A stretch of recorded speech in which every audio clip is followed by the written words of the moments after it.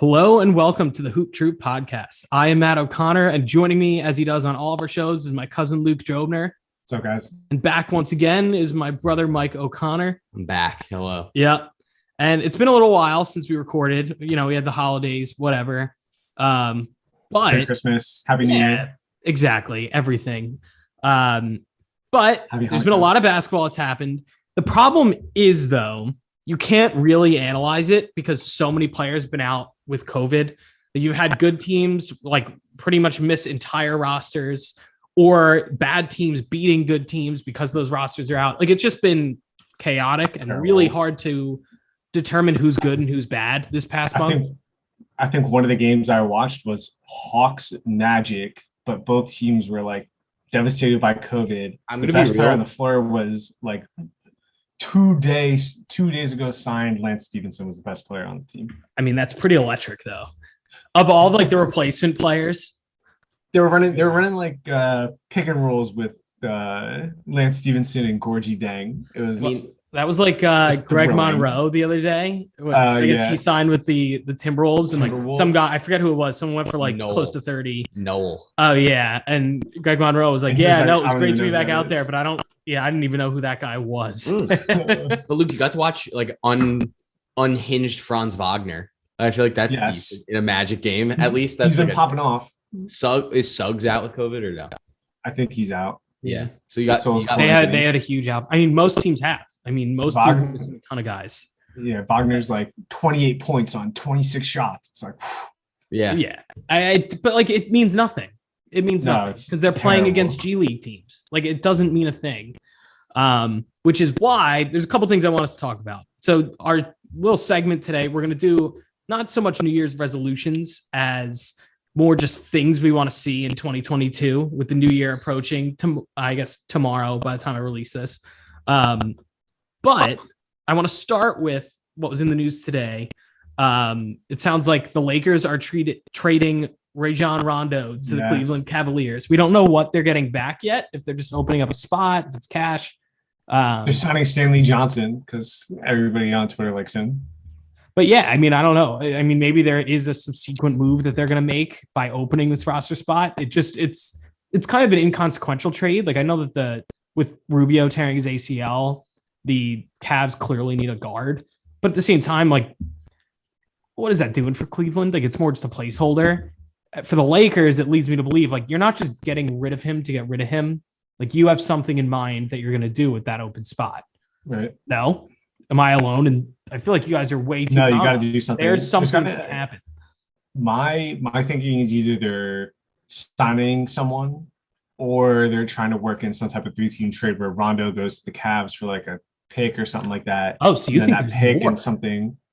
I mean, you can get like a second round top 50 protected, and that adds a little bit to a trade or something like that. Like, someone might pick that up. That might like get you over the hump to get like a Buddy Hield or something like that. I don't know. Yeah, I mean, you think that might be in the works? I don't know. I would like to. This would have to expand dramatically. Like, what do you want the Lakers to look like in 2022? So, more spacing. We can jump right into this then, because I mean, I have a few things. This probably wasn't the number one on my list, but since we're talking about it, I want to see the Lakers trade Russell Westbrook in 2022, preferably before the trade deadline. I think it just doesn't work. I think they need to find some solution. And it's not like LeBron's getting any younger. He just turned 37 yesterday, whatever. Yeah, today. Yeah. You can't waste time. And even if you take a huge hit in trying to trade him and have to attach something to him to get him out of there, you're better off. You need him out of there. Yeah, I think there's a lot of guys on the roster who need to get out of there. But fine, trade all of them too. You have to maximize this next 3-year window with LeBron. And I know they have him for technically 2 more years, but or whatever it is. I don't know. I think it's this year in a player option. Yeah. All right. So odds are he's going to opt in unless it's a train wreck. But even then, that's more of a reason to fix things now. And so, you're going to get dog shit for Russell Westbrook, but he's been so bad. You have no choice. I mean, I think Westbrook's fine. I think the problem with Westbrook is fit and scheme more and than the contract. Anything. And the contract's really, really tough. But other guys on the roster haven't been good. That's Tucker. trash. No one's been good on that. So bad. And they were. He has a 94 offensive rating right now. And they were protecting him like crazy in all trade talks. It's just nuts the way. Why not trade him? It's the same thing with Simmons. Like you kind of see things deteriorating. His trade value is high. You kind of just have to pull the trigger a little bit and say, "F it." Yeah. THT's the same way. When you have a team with LeBron and Anthony Davis, why does anyone else really matter? Like, oh god, right? Oh god. All right. Talon Horton Tucker is not part of some future. You're playing for right now. Like the future doesn't matter at this point, which is my opinion. I think what's more important than trading Russell Westbrook, what I want to see in 2022 is Anthony Davis come back healthy and play to his potential. Because Anthony Davis is, he is what I think everyone was afraid he was going to be, and that was not take the next step to be able to be a leader. I think the assumption was that it was going to become his team and not LeBron's, and he just hasn't done that. I also just don't think that's possible on a LeBron team. I think LeBron, by just the nature of who he is never going to not be the guy. Right, but they thought he was going to morph into this top 5 juggernaut that can carry a team, and he's still just Pelicans Davis, who would maybe get you to the first round, and that's it. I'm not so sure it's on Anthony Davis, though. I don't think he's shooting like garbage. Yeah, but that's not because it's not just him. It's not like Anthony Davis. It's not like Anthony Davis was ever a good shooter, right? Like if you look through his shooting statistics, he was never like a good shooter. It was like he was open, he got his feet set, he shot it, it goes in. And then when you bring in Westbrook, you start speeding up the tempo and there's a little less spacing. I just think he lacks space and rhythm. But how are you getting out of? I do not understand what trade and what team would ever. I think I saw a tweet the other day. It was like Lakers thought Westbrook was the answer, but guarded him like this in the bubble, and then it's like him with nobody around him. They're just like looking at him at the 3-point line. Yeah, it's a little bit hopeless. But that's why it's going to be hard to do. But I would like to see them trade him in 2022. But that's also, again, not even that's not really my fun New Year's thing. Okay. But but my other question about the Lakers is here we are talking about Westbrook and saying that Westbrook, like the Westbrook experience right now has been looking like a failure. Who else could they have brought in to take that next step though? You know, what was what is another viable option? I don't think you needed a star. You didn't need a third star max contract player. Needed the Buddy Hield. Right. You needed compliments. You needed people that fit the team around the two monsters that you had. You needed quality starters. Yeah, and quality bench players. And they don't have any of that. Melo, I guess, is the only one like holding up his end of the bargain. And I like Malik Monk. I think Malik Monk's pretty decent. He's had some games in there where I'm like, okay. Yeah, but is he a starter? Is he a starter on your team? No. But he's a quality bench piece. No. Fine, but they're relying on him way more. Another interesting one would be if they can finagle a trade for Eric Gordon from the Rockets. Eric Gordon money gets tough again, though. That's kind of the problem. What's his contract? He makes a lot. He makes like over 20 million, I think. I think Eric Gordon would be. Is that why he's still on the Rockets? Or it might be a little less. I know he signed a big contract when Morey was still there. So it's like sizable. Maybe it's like 15 to 25, something in that range. But enough that it's hard to just like shift. He's making $18 million this year. That's what I thought. He makes 20 in the last year. It was 21 in the last year of the contract. Good for Eric Gordon.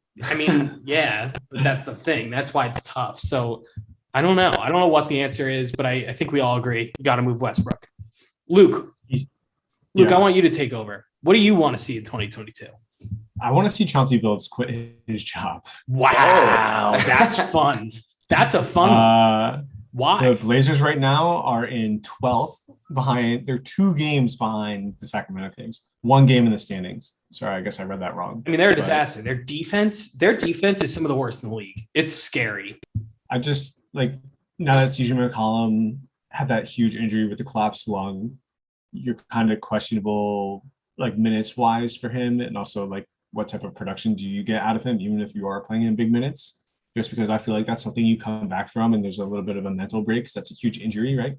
Right. And then I think Dame's playing fine, but is fine what you want. If you really wanted to see Chauncey Billups succeed, you need to see them in the playoff picture. And this year, that means you're top 6. They're not really hovering around in that spot, which kind of means like they're not going to be good.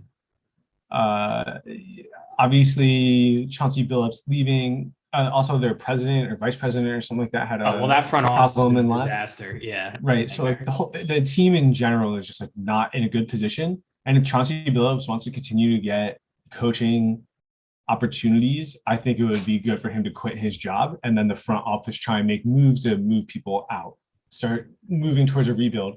And when if you trade CJ, if you trade Dame, I wouldn't even be looking to get like a return on it, but more of just like we need to get guys out.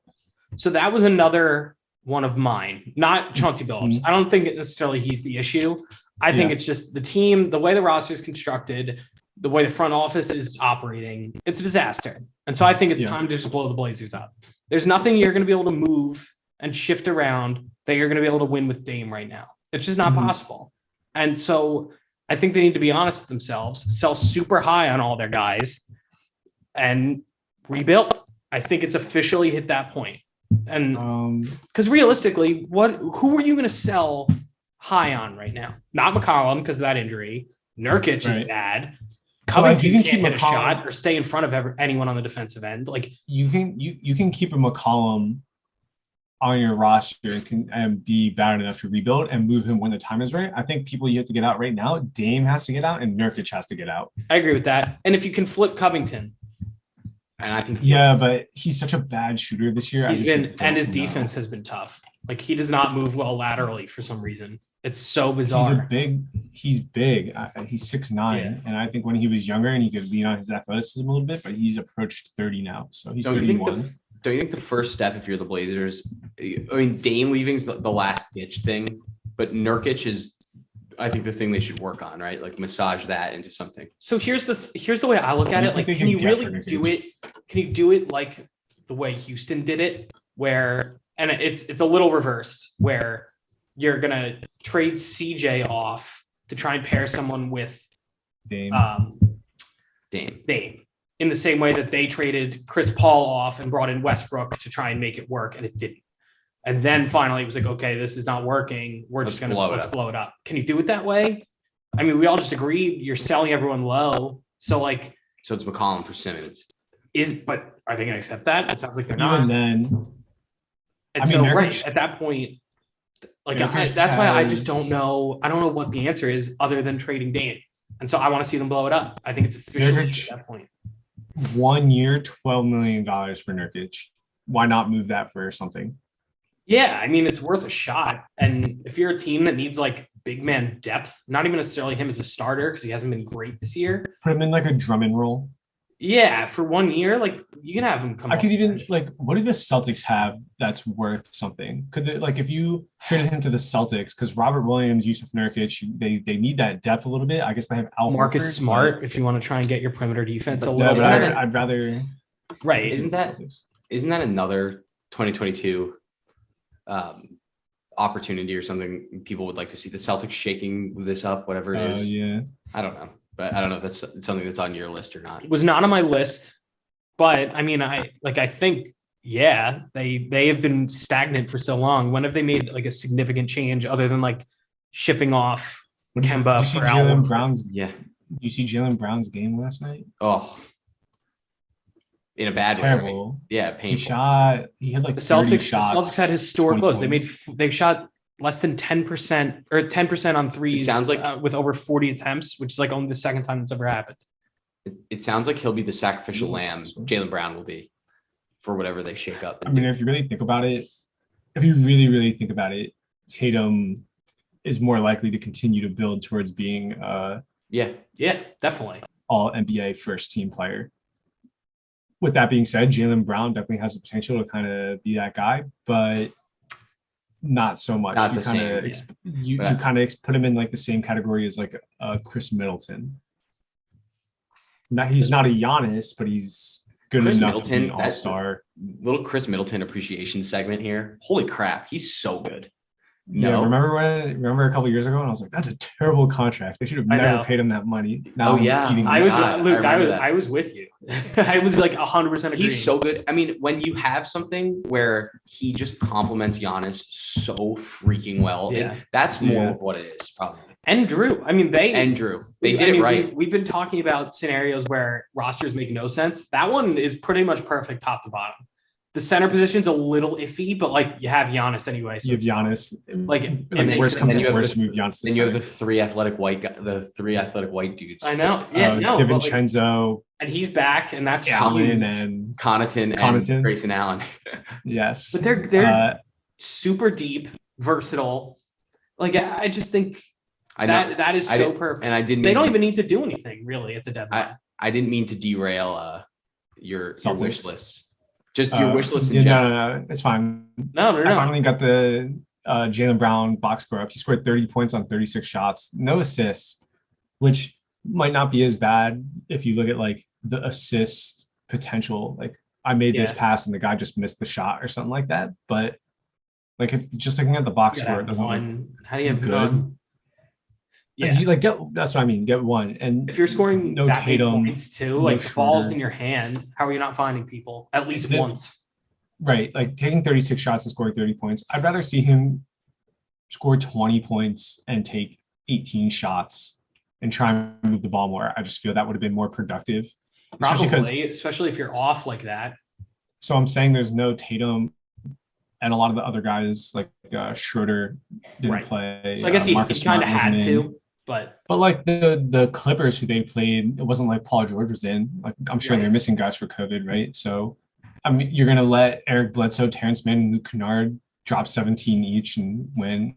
Marcus Morris Sr. was their leading scorer with 23. Yeah, and even he had 2 assists, right? So you kind of expect a little more from Jaylen Brown, especially when the spotlight's on him. Definitely. All right, I have one. This is kind of my fun one. I think it's really dumb what the Brooklyn Nets did, bringing Kyrie back with COVID and everything. I think it's really dumb. I get it from like all right, we're going to go try and win and you can come. It sets a horrible precedent and like it makes the franchise look bad, which like whatever. Yeah. But that feeds right into my 2022 wish list. I want all 3 of them to play, not even just halftime. I want them, all 3 of them on the court the rest of the season. And I want them to lose. Me too. That's what I want. I want them to be full strength. I want no excuses. I want them to lose. What'd you say? What do you mean by lose? Like not win a championship. I want I honestly don't even make the finals. I don't care. I want them to lose. I want them to be full strength. But I want them contenders. What'd you say? I think you have other contenders in the East, and like if you look at it, like I have a lot of faith in the Bucks to beat the Nets. Yes, I mean I would have last year too, but. I think it came down to the wire last year, but I think just Durant.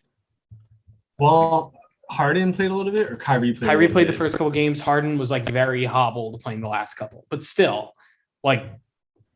Also, from a continuity standpoint, you look at what the Bucks are doing, and like they absolutely are in a rhythm, whereas the Nets are not. Well, like I don't know. I don't really remember. Blake Griffin's not playing as well as he was last year. You have Paul Millsap. I guess LaMarcus Aldridge is back. Nick Claxton's been playing well, but like after that, like I think Cam Thomas at shooting guard is a downgrade from Landry Shamet. I guess if you take Patty Mills and put him in there, like you have an upgrade. Patty Mills is having a good year too. I mean, I guess most guards would when you're alongside those guys, but like, and I'm sure his efficiency will also change a bit when Kyrie is out there, and like his usage in general. Yeah. But I still think the way that team's constructed, even if you don't make trades at the deadline, you just pick up a couple buyout guys or whoever it might be, because obviously people are going to go try and title chase and join that team like last year. You might like they are going to be a very well constructed team going into the playoffs. And if Kyrie can play at home and away, even more so. But if not, then you're only going to have him for the road games. So it's almost a bad thing to have home court if you're them. Right. If you really want to think about it, but that's why I want no excuses. I want all of them out there, and I want them to lose because I just think that organization is trash. I mean, there's always an excuse, like you're saying with Kyrie. Like the Nets fans will always have an excuse. Oh, well, Kyrie wasn't allowed to play home games. Right. That's what I mean. That's why I want full strength.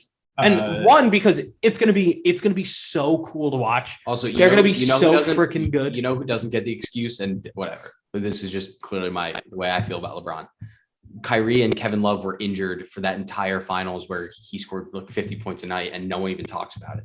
He was in the conversation for MVP that year. They almost gave it to him. Yeah, but Iguodala got it because he was the LeBron stopper after LeBron averaged like 37 a game. Yeah, like basically a triple-double. Yeah. Yeah. Frustrating. It was like 37 points, 12 rebounds, 8 assists. Yeah. But it's just the double. Iguodala. Well, the Nets don't have Kyrie, and it's like they have Durant and Harden. It just is so frustrating. Like, do you not have faith in a Chicago Bulls team? Oh, I do. Not in a 7 game. They match up so well against them. I think Lonzo Ball can guard 1 through 4. Push comes to shove. Kevin Durant's gonna how about a strong Miami Heat team, a fully healthy, well-oiled Miami Heat. I almost like the Bulls more than the Heat. The Bulls have looked great.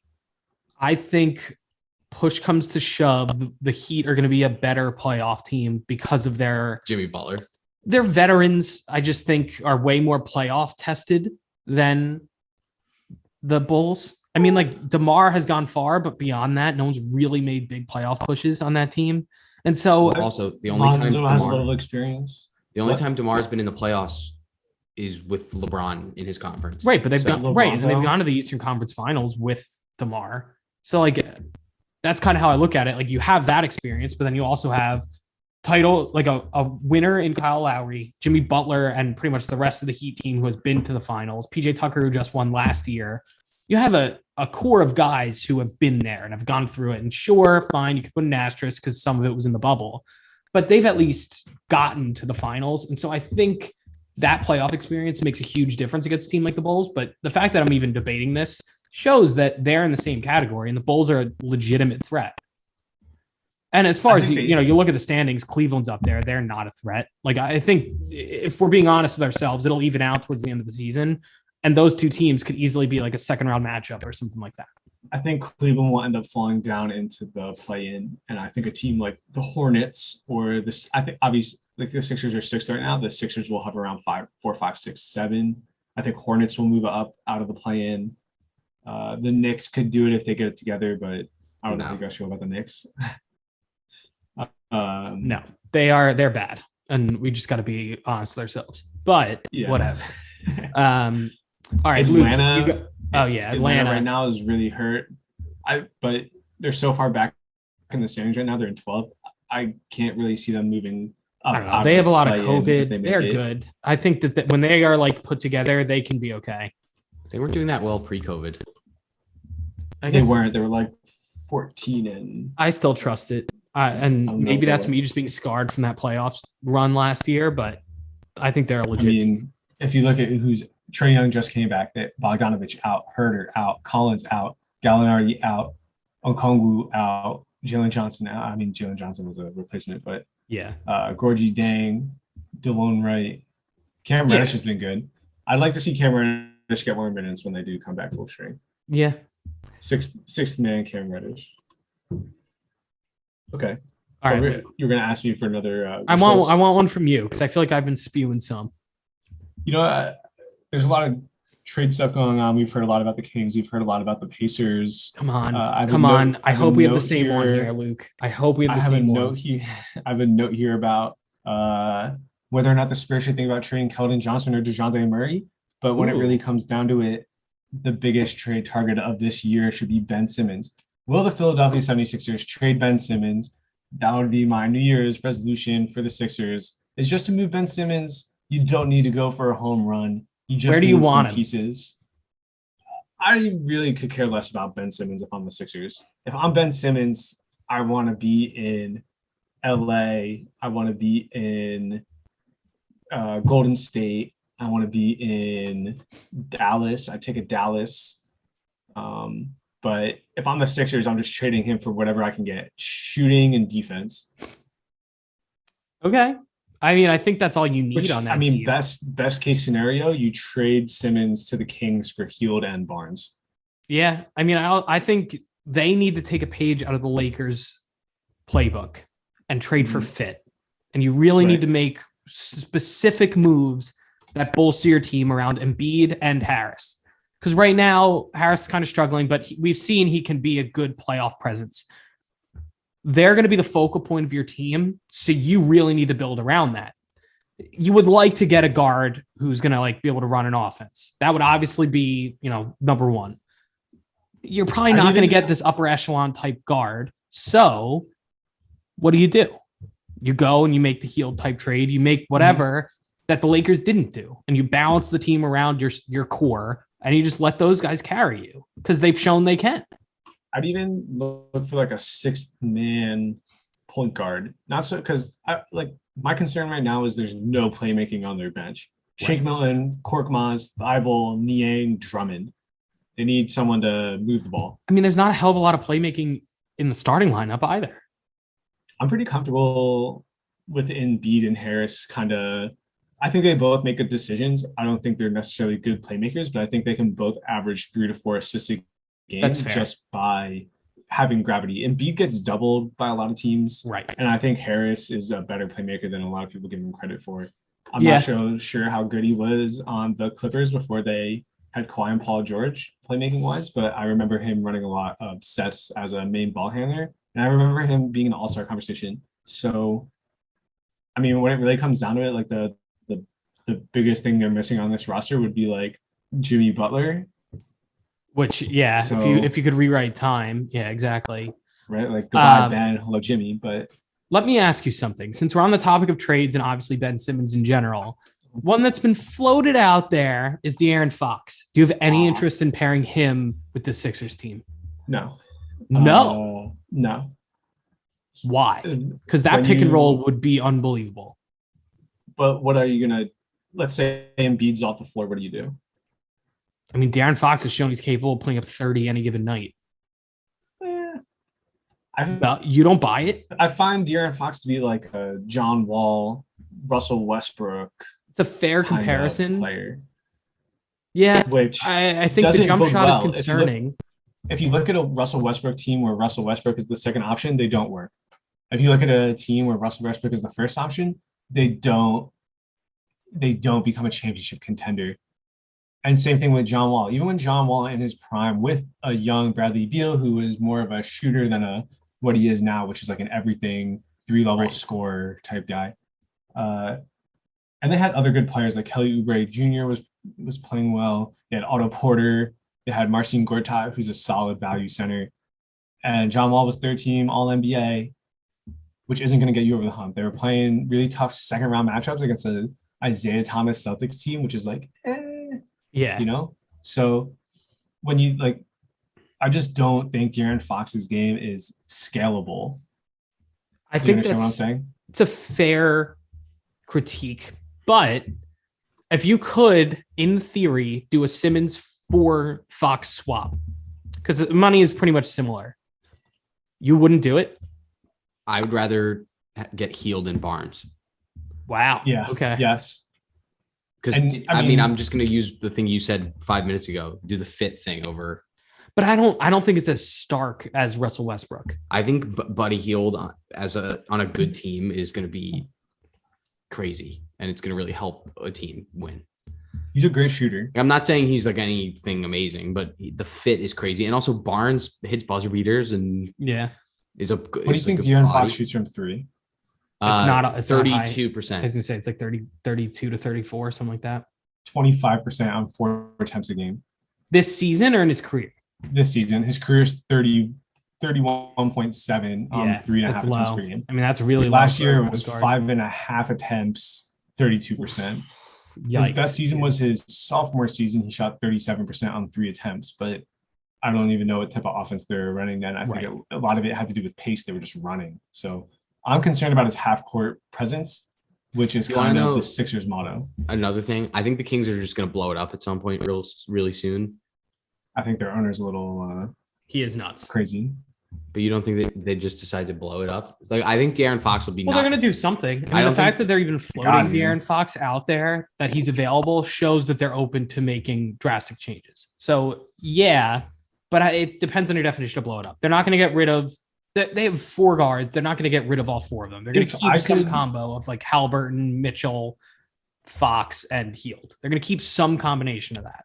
If I could get Jaylen Brown for De'Aaron Fox, and I'm the Kings, I'd pull that trigger. I think so. I think without a doubt, yeah. But would the Celtics do it? Probably not. No. If I'm the Celtics, I think about it just because Tatum's a shooter, right? You need more. So you need more with Fox coming back. Sure. Like, would you do it for Fox and Halliburton for Jaylen Brown? But then the Kings probably don't do it. Jaylen Brown's an all-star. That's the thing. Yes. It's finding the right balance. Jaylen Brown could be an all-NBA player. Yeah. So could Fox. But not in the same. I don't know. Jaylen Brown's way better. No, than I agree. Jaylen Brown has the potential to be a top 10 player. De'Aaron Fox has the potential to be a top 25 player. Mm-hmm. So then, right, son, you would need some package of like picks and a Harrison Barnes and a whatever to. It'll be interesting to see because all these dominoes have to fall, right? Like Ben Simmons has to move. It just has to happen. Well, that's why I'm hoping that this Rondo trade is just like a precursor to like shit hitting the fan. More dominoes will fall because you have to remember, I think maybe we're past that deadline where all these players who, they sign a contract in the offseason, you have to wait 60 days. It was December 15th. Yeah. I'll give a small little, I think it would be interesting in the new year, but you guys can shit on it if you want. Okay. DeMontis Sabonis to the Suns. Oh, I would love that. I think it would be so cool, but what the hell are they giving? Like, I mean, they don't. Ayton? It sounds like they don't want to keep Ayton because they're not giving him the contract. I don't think that necessarily means they don't want to keep Ayton. I'd rather I'd rather have Ayton than Sabonis, so that I'm not doing it. So that I'm not doing Ayton than Sabonis. If I especially if I have Booker. If I could get Sabonis, you're gonna have to give up Bridges. You're gonna have to give up. Then it's not worth it. Actually, right? It's not. I don't think the Suns are arguably the best team in the West. If I could trade JaVale McGee and Cam Johnson for Sabonis and toss in Kaminsky, you would have to throw in like 3 picks. I just think Sabonis on that team would be so good. It would. I don't think it's the right time to throw in picks only because Chris Paul is 37. Yes. So yeah, so it's not going to work, but I would have enjoyed that. Yeah. Well, I mean, it sounds like the Pacers are a team, like speaking of teams that are ready to blow stuff up, it sounds like they're about to do something fairly significant with their big men. I think they should. And it sounds like LeVert is on the block. I think the only one who like is ineligible to be traded is Brogdon. So everyone else, I think, is fair game. What about TJ Warren? I think he's eligible. I think it's only because Brogdon signed some extension this offseason. He's technically ineligible to be traded all season. Okay. I think the Pacers are in a stage where nothing is sacred. Like just I agree. Would you trade Chris Duarte? No, because again, like why are you trading? You're trying to keep your younger assets, although he was one of the older players ever drafted. I think the Pacers should just be shooting for getting a number 1 overall pick in the next 5 years and getting a savior. But you don't have to totally blow it up either. The same way that we're saying you can keep McCollum and still be bad for the Blazers, you can keep some of the guys on their roster and still be bad and end up with a top 5 pick and like get a good player. So there's a fine line of like truly blowing it up, like I mean the Thunder did, or like kind of treading lightly, getting a good player, and then raising the nose of the plane. Yeah. Kind of like I guess the Raptors are an example of that. But so like I think they can probably follow that mold and do what the Raptors did and keep some of the good players around, be bad for a year, and then maybe regroup. I think they have a couple valuable assets, like Karis LeVert, I think would be valuable as like a 6th man somewhere on a championship contender. Mm-hmm. Yeah. He'd be really great on the Nets, Yeah, I mean, it's so I think Justin Holiday could be a value somewhere, and obviously you're going to trade one of your bigs because both of them are unhappy. Yeah, but not both. I think one. I think Sabonis is. You can trade one. Sorry, one or. I think Sabonis is so much better than Miles Turner. I don't know. Miles Turner is pretty damn good. I think Miles Turner is. And you're going to get him at a discount that you're not going to get Sabonis on. What do you mean you're going to get him at a discount? Because Sabonis is an all-star. And so he's also making his contract big. And not that you're not going to have to pay Miles Turner, but like, is he going to make more than $25 million a year? No, I think he makes $20 million. Right. I think Turner is going to be in that ballpark. He makes $18 million a year for the next 2 years. Turner does. This year and next year. Yeah. But it's just so interesting. Like that's a domino that's going to flop at some point. Yeah. So I have another one, and it's connected to trades, but it's because this team has been rumored to be involved in the Ben Simmons sweepstakes. But something I would like to see in 2022 is the Timberwolves make at least the play-in game. Yes. They're a fun team right now. Right. And when they're healthy, right now they're getting crushed with COVID, but I think they're about to get everyone back. They're really fun. And you have 3 guys who can go for 30 plus any given night in Russell, Edwards, and Cat. And like, if you don't have to give up any of those 3 to get Simmons, it'd be a fun destination for him. How are you not giving up one of them? Malik Beasley. Yeah, you probably Malik give up Beasley. but yeah. But I mean, they've been rumored to have interest in him, but the thing I wanted to see was them make the play because they're a fun team. They've been a bottom dweller for so long, but like they're finally switching it around, and they're respectable now. Like I don't think you walk into Minnesota and you're like, this is a win, because it's not. They're a lot like the Hornets to me. I think there's just like a fun young team. I don't mean to say it. I really did mean to walk into it like this, but I think there's a little bit more buzz around the Hornets, and I hate that I said it. Oh, but I didn't. LaMelo gets more attention, I think. You said because of LaMelo is just a media magnet. Totally. And Michael Jordan is in charge. Like it's, you think Cat is pretty revolutionary in the way that he shoots the ball, and he's humongous, but he's not. He doesn't draw the same. No, because centers aren't. I think centers really aren't sexy, starting so to like Anthony Edwards starting to get that attention. I think Towns. I just like if you think about like big men, you really can lean on. I think of Embiid. I think of Jokic, but Towns is in that same tier as like a Rudy Gobert, in my opinion. I think he's good. Rudy Gobert could be an all-star. Rudy Gobert is going to be an all-star starter. Also, their roles are kind of flipped. Gobert is way more defensive minded, and Cat is way more offensive. And like, it's a pretty steep drop off on both of them. On the other, end. I think Cat does a better job of stepping outside, but I don't think he's. I mean, Cat's like a 40% 3-point shooter. No, but I mean, like stepping outside for defense. I think he's willing to guard guards. Whereas Gobert just not great on defense. If he tries, I mean, like. If you look back when he was getting drafted, like out of Kentucky, he played defense, he played hard, and then he just doesn't really do that for the Timberwolves, and he really hasn't. Like every once in a while, he shows signs of caring on that end, but like really hasn't. This year, I feel like he's been a little better, and maybe that's because you have other guys taking some of the offensive burden off of you. But I would like to see him get better defensively. I think they do a good job of running plays into areas they've covered. So the way they hedge screens, the way they force ball pressure, things like that. Like you have a lot of length. If you look at their roster, right? D'Angelo Russell is like 6'5". He plays point guard. Anthony Edwards, a wing. He's also like 6'6", 6'7". They're starting Jared Vanderbilt, who's kind of like he's like a PJ Tucker type of role where he's really in there just to play defense, but I think he's also like 6'9", and Towns is obviously 7 feet and not immobile like some of the other 7-footers. So, and you have Pat Bev. They're starting Pat Bev, so obviously a defensive disruptor. So, yeah, I mean, I don't know. They're my fun team of the year. Yeah, so that's just like one of my kind of lame towards the bottom of the list of things that I want to see in 2022. Honestly, the last one I had was that I want to see Jokic win back-to-back MVPs because he's freaking unbelievable. Curry's going to get it. It's lame, but Jokic is literally having a statistically better season than him, and his team is just worse. And he's still putting up these crazy numbers. Well, I mean, no Murray, no Porter. It just doesn't help that Steph actually deserves it too. Like, so does Kevin Durant. The narrative's there though with Steph is the thing. LeBron's coming into the picture. Yeah, but not enough. His team sucks. Team's bad. It's the same thing as Jokic. I have 2, and they're quick, and we don't even really need to talk about them. You can shit on me. Okay. No. Donovan Mitchell taking another leap to being like top 15.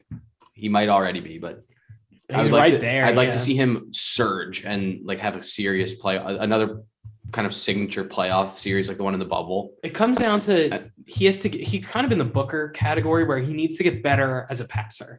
Because we've seen that he can score and what he's really capable of on offense, but he could unlock a whole other part of his game if he could pass the ball better. Yeah, which he doesn't do. So it's not that he doesn't do it. He doesn't do it at a rate that he would to make that jump into that higher tier. He has to do that because he could. He has to start playing point guard. And I bring this one up because Luke doesn't support him very much because he's small. He's small. I just I can't get behind a 6'2" shooting guard. Is he only 6'2"? Isn't he 6'4"? He's small. He's small. NBA player. I'm gonna have to 6'1" on Basketball Reference. That's nuts. There's no way he's that short. So, but I think he's electric. I think he's clearly an all-star this year. No, definitely. He's amazing. Beyond an all-star. So that's already when you become a safe all-star pick, that means you're already moving up the ladder. Although I think he makes Utah fun. Is he a safe all-star pick? 1,000,000%. And that's a whole nother conversation, but he's more effective shooting the ball, but his numbers across the board are down. His rebounds are down. His points, he's about 1 less point a game per 100. His assists are about the same. Rebounds are about the same. Isn't the NBA all about narrative though? He's leading a Jazz team that's really solid. He's electric when he's always solid. Yeah, they are. It's a shame. We got to see what they do in the playoffs every year. That's what it comes down to. I only have one other, and then I'm done with mine. Luka getting in better shape. Who am I to do that? But like Luka in better shape, I think would be frightening. Except that's just not who he is. He's not this like physically. No, he doesn't need to be jacked or anything. Just get into a little bit of better shape. I want to see jacked Luka. I think that's the next development. Yeah, like when LeBron went to Miami, it was just like a meathead. Yeah, like 6'9", 270 or whatever it was. I'm glad this one kind of generated some buzz because I think it would be. It would be awesome, but also it'd be just good for him personally. It's not like he's in bad shape. He's can't be this good in the NBA and be in bad shape. But yes, I know what you're saying more physically dominant, like imposing. Like he kind of gives. Hold on, I'm gonna. He needs right now. He's got that Harden body. You kind of want to see him get that LeBron body. You know. Not even. Give me like I don't know who's like kind of muscular. Like it's just like right now he kind of gives me the blonde Angry Beaver vibes a little bit. Bit. It's like this. This is insane. Anyone on YouTube is getting a treat right now, but doesn't he kind of look like that? Yeah, he does. It's ridiculous. I'm kind of right though. I mean, I kind of know what you mean. Let's make this awesome comparison here. Sorry.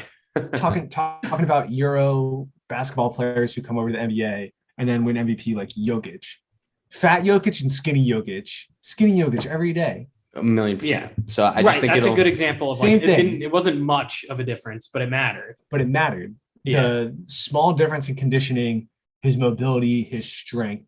If Luka Doncic can drop 5 to 10 pounds and just kind of turn some of the fat into muscle, improve his mobility. Yeah. Like we're not sitting here being like he's disgusting and he's bad. It's like it's that next level jump that Jokic took. Right.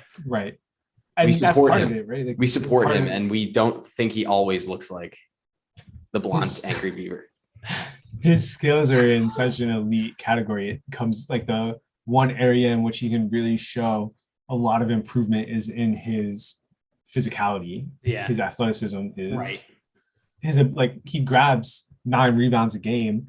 Imagine if he had like 2 extra inches on his vertical. If he had 2 inches on his vertical, think about how easy it would be for him to finish more floaters or something. Totally. Right? Like just to finish the rim in general, like it would make a huge impact. Yes. Right. And so that's the next step. I think it would help him be more efficient and find easier shots because people are starting to lock in on him, especially because like if you look at the roster, like Tim Hardaway Jr., Reggie Bullock, Dorian Finney-Smith, Porzingis, Willie Cauley-Stein, Dwight Powell, like it really doesn't get it done. I like Jalen Brunson. Frank had a 20-point game the other day. I do know that. Yeah, he did, baby. And Brandon Knight had a 20-point game the other night too, but now he's out. What team is he on these days? So. Brandon Knight's on the Mavs. Except then he went into COVID protocol. And then they just got Isaiah Thomas, who after one game went into COVID protocol. Yeah. Oh my God. But that's why you literally can't judge the past month of basketball because it's just been COVID. It's been terrible. Yeah. Even like today, I had a hard time watching the game today, Nets versus Sixers, just because they're still all recovering. None of them, like they have their players out there, but I don't feel they're in basketball shape. They're not. Yeah. A lot of teams have been holding guys out like an extra week just so that they can get conditioning back. Yeah. Which I agree with. Yeah. One of my notes I have down that I don't delete is like how many players are playing back into shape. So then at the beginning of the season, the first 15 games, I feel like nobody's in NBA shape. It takes so much out of you to play actual games. So then does this chip matter? Is the bubble more significant than this one? Whatever. That's a conversation for another episode. We gotta wait until the end of the season. Like, no, we can't say that yet, but maybe we're gonna say that. Potentially. Who knows what this looks like, but yeah. I think it will matter more. And I just think that it's because we're going through a heavy period now. As we head towards the summer, there'll be less cases. Teams will be out. In the playoffs, it won't feel like this. Right. People will be back. It's going to do something weird where like Cleveland is a 5 seed. It's just going to be a strange. It could. There's still so much basketball left. We're not even at the All-Star break. Yeah. I think we're not even close to the All-Star break, actually. No, we're like inching up to halfway through the season. Not even. We're 20 games away. Yeah, we're like not even halfway there. And we're a month away. Yeah, we are a month away. A little more. Yeah. 6 weeks. Right. So much can change. I think this happens every season. I think teams get banged up. It's just the natural process of things. I just think with COVID, it's been more because of protocols. People have to sit out games because they're sick. So we continue to see it. The guys who are back, sore left ankle out tonight, or getting a small surgery so you can be back in time for the playoffs, like Paul George. I just think that's the natural process of things. So by the time we get to the playoffs, hopefully people are healthy, people are back, people are playing good basketball. Right. It really comes down to like the last 20 games, to the fifth to last game. Those 15 game spans will be everybody getting back into shape. And then obviously you'll coast for your last 5 because the standards are kind of set. You want to rest your guys up for your first round series. So I think we're just going through the process right now. I still think there's a lot to change because like I said, people are getting banged up. Even like the Eastern Conference just doesn't make sense to me right now. No, it doesn't. It doesn't. None of it does. That's what I mean. That's why I'm not even pretending like this episode has anything to do with the basketball that just took place this month, because it doesn't. Yeah. It literally does not matter. It's true. It's like comparing any game is comparing apples to oranges. They just don't. These teams are more healthy than others. Yeah, it just is not. There is no solid way of evaluating any team right now, and so I can't even pretend. That's why I don't know. Oh my god, this Angry Beaver. It really is. It's the last time I'll show it. I just think it's he's amazing. got the hair for it too. Yeah, I know. Luke, did you have any more what you'd like to see in 2022s?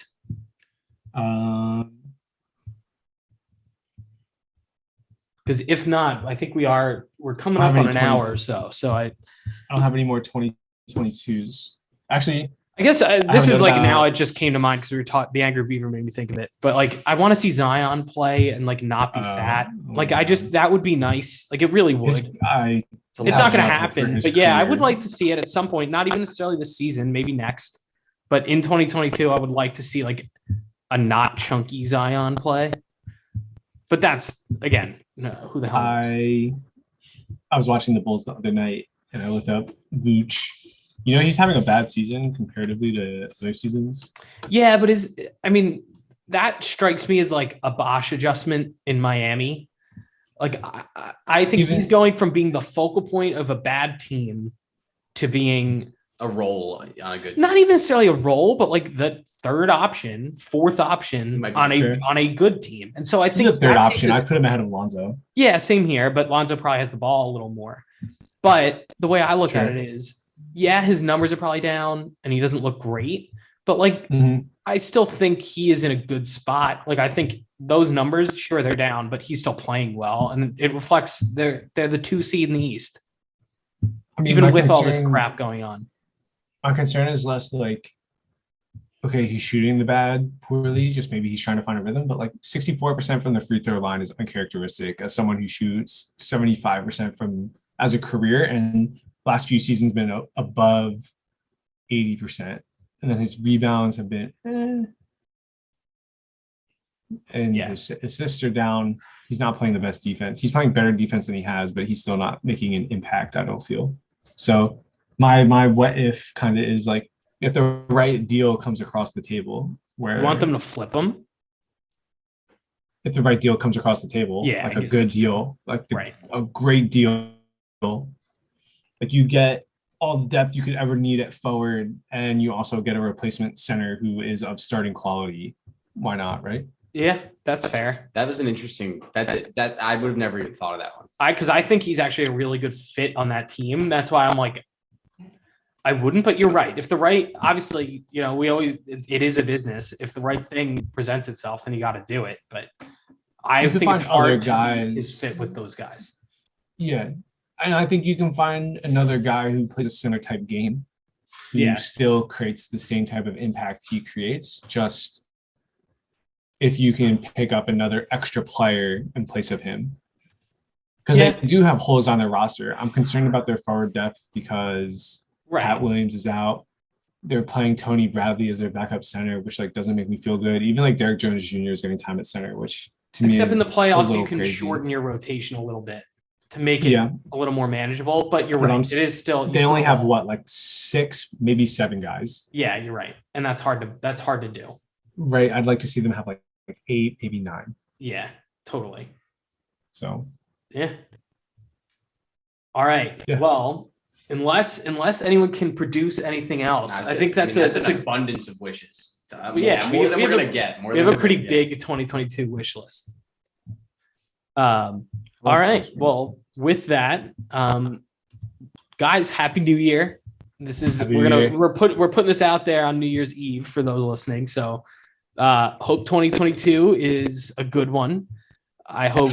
Oh man, this Angry Beaver. God, just saying goodbye. Yeah. Happy New Year to the Luca Beaver. Yep. All right. So this is the Hoop Troop podcast. Join us next year when we're back with more Hoop Troop content. Our 3rd year, I think. Yeah. This would be year 3, baby. All right. So yeah, join us next time whenever we do it, but it'll be next year.